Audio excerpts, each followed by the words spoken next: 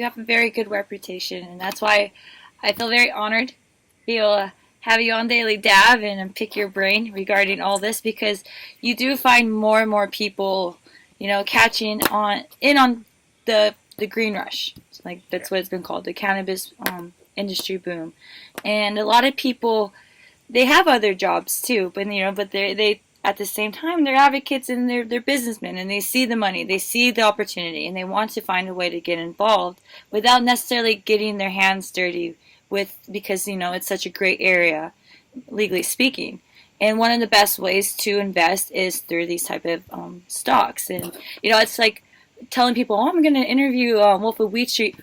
I have a lot of people, like a lot of friends and stuff, who aren't even in the cannabis industry. They're just so excited for this interview because they want to hear what you have to say regarding being able to go and invest your money and stuff. Now, with that being said, and mentioning how the laws are kind of get in the way of people being able to, how is it legal to, how are people able to legally invest their money in cannabis with stocks? How is Wolf of WeedStreet? Can you explain what WeedStreet is?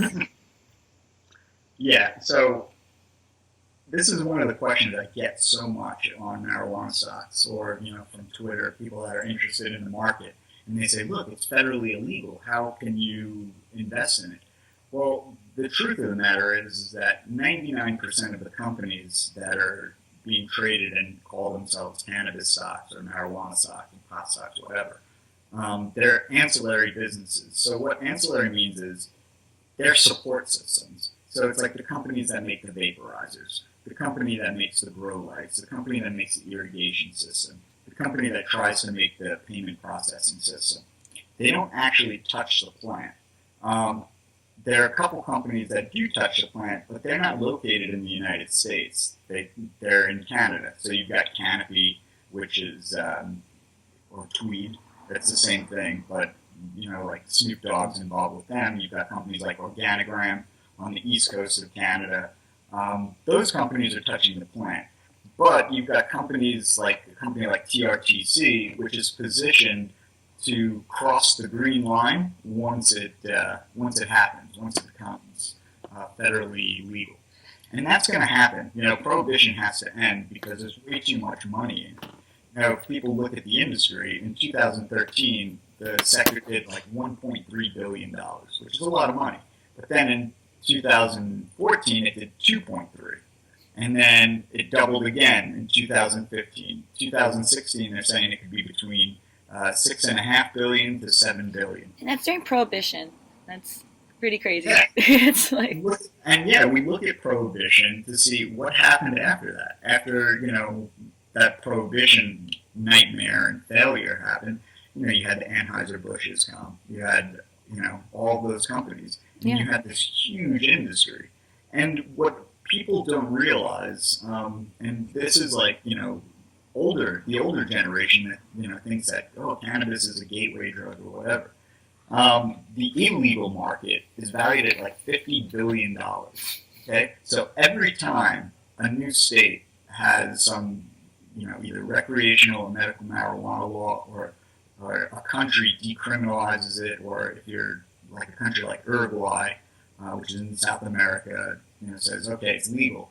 You're taking money from the illegal trade, and that's going and it's moving through the markets, and it stimulates growth all over the place. So, like I'm selling one of my houses, and I was meeting with a real estate agent yesterday, and I'm in Florida, and this is a very heavy real estate state. So I said to him, I go, do you do commercial real estate? Because I go, look, even if I don't choose you as my realtor, let me just give you a tip. And my tip was, if it looks like it's going to pass in the state, which it will, have something set up with property management companies to do like LOIs. So that LOI is a letter of intent. And basically say, if cannabis passes, you will give me these properties, or lease me these properties in these areas, okay?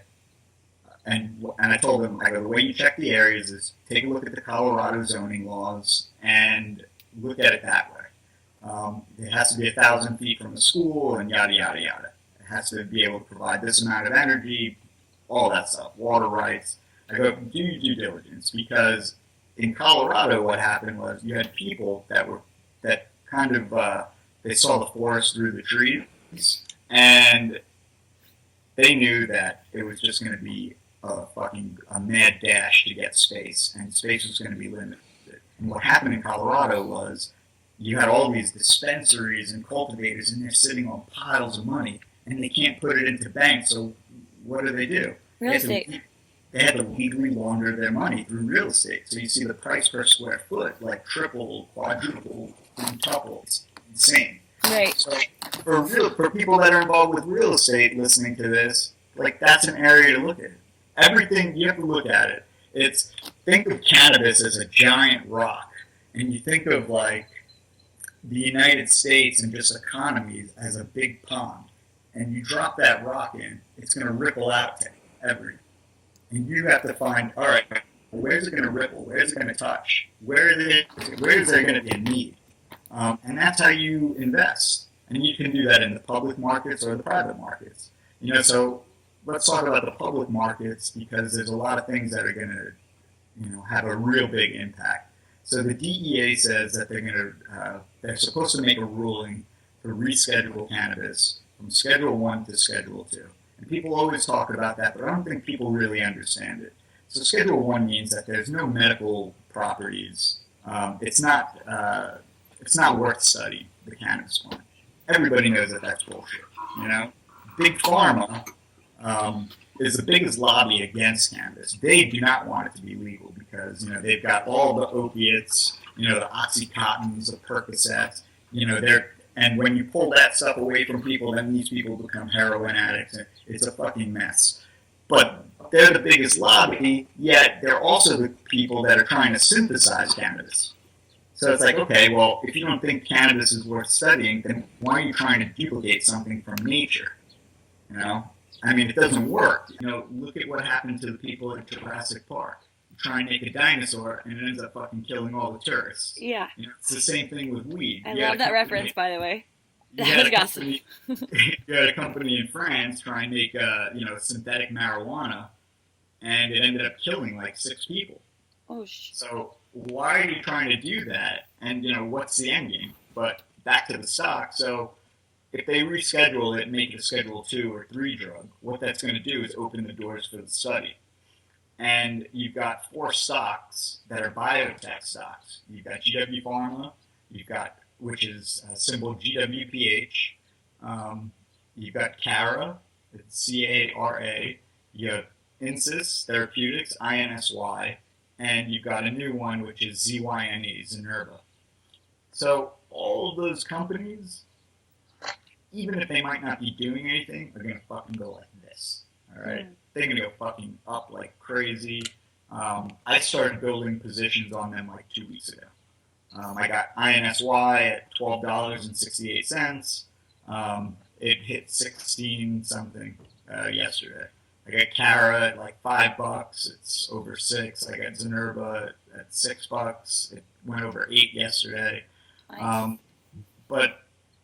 And everybody's going to be talking marijuana stocks, and that's going to have a ripple effect to the OTC, which is the smaller companies, the penny stocks. And it's just going to be, it will be a lot like 2014 was. And that's just one ruling. Now you've got also the elections, and the elections are going to have an impact. California, which makes up all of the fucking money. It's the biggest issue right now. It's huge. I'm going to be in different initiatives and who to go with, and it's been argued, as I'm sure you're aware, that the reason why in 2012 they with Colorado, it was like the guinea pig states. We have all the other states that have been legalized, but it's because in anticipation for California to go through, because we all know that what California is. So. You guys are basically a legal state in my mind. We've been. I know the daily dabbers out there, they're probably sitting on investments they don't even know about. Yeah. So we discussed this. Explain.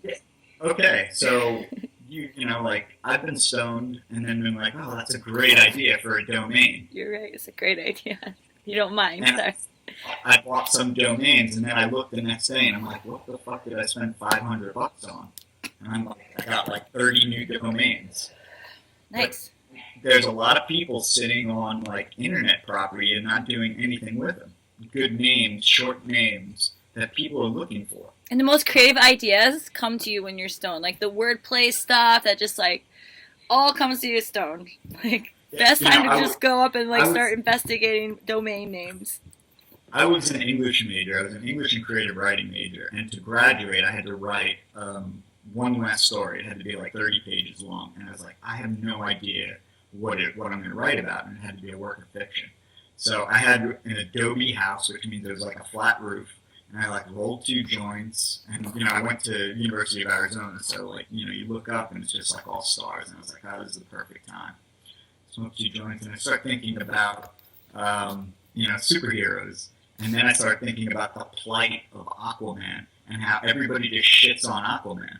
So I wrote a story about it. Okay. And it was called Aquaman's Revenge. And so nice. They're the super friends. And look, if I didn't get stoned, I wouldn't have written such a hilarious, satirical piece. Look, I got to thank marijuana for that. Nice. Yeah. I'm here today because of marijuana. I mean, look, and we're not all potheads. I can't smoke as much as I'd like to. I've got a family, and I've got just no time to really do anything. But at the same time, I'm willing to sacrifice my time and everything because I see how big this opportunity is. I know people that were older than me that were making money during .com and making money hand over fist. Mm-hmm. And this is the biggest opportunity in our generation. It's our boom. It's our generation's boom. It's cannabis. It's dot bong. Dot bong. Dot bong.